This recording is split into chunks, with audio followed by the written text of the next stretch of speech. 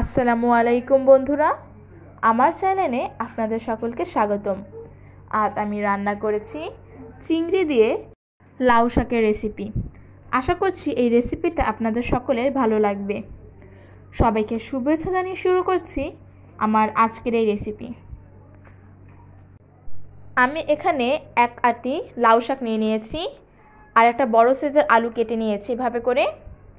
এরপর এখানে নিয়েছি পেঁয়াজ কুচি, 100 গ্রামের মতো চিংড়ি ও কাঁচামরিচ। এখন একটা প্যানে দিয়ে দিচ্ছি সাদা তেল, এর মধ্যে দিয়ে দিচ্ছি পেঁয়াজ কুচি ও কাঁচামরিচটাকে আমি মাঝ বরাবর ছিঁড়ে নিয়েছিলাম। পেঁয়াজটাকে একটু নরম করে ভেজে নেব।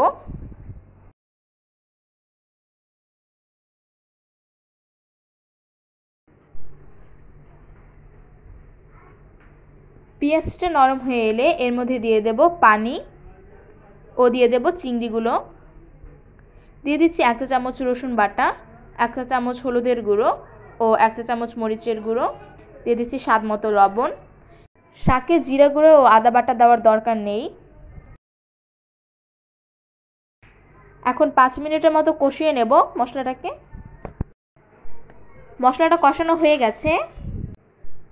এখন একটু নেড়ে চেড়ে এর মধ্যে দিয়ে দেব লাউ শাকগুলো।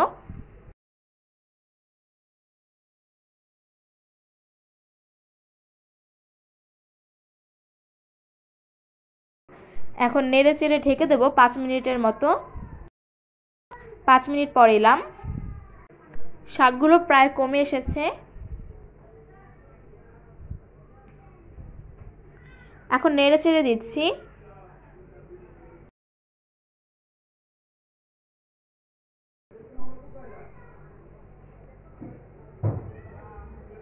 এখন আবারও 5 মিনিটের মতো রান্না করে নেব।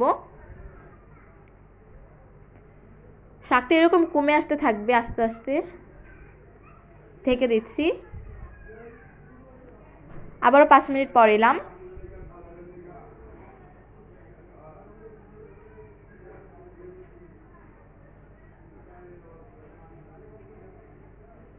দিয়ে দিচ্ছি পানি। আমি বেশি পানি দেব না, কারণ আমি শাকটা একটু মাখা মাখা রাখবো।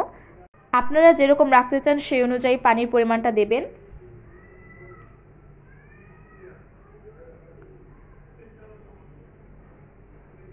এখন আরও 10 মিনিটের মতো রান্না করে নেব। ফিরে এলাম 10 মিনিট পর।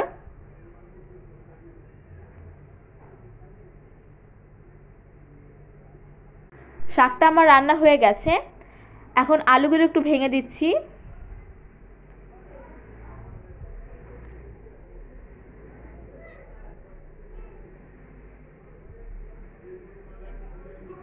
বন্ধুরা, হয়ে গেছে আমার আজকের রেসিপি চিংড়ি দিয়ে লাউ শাক।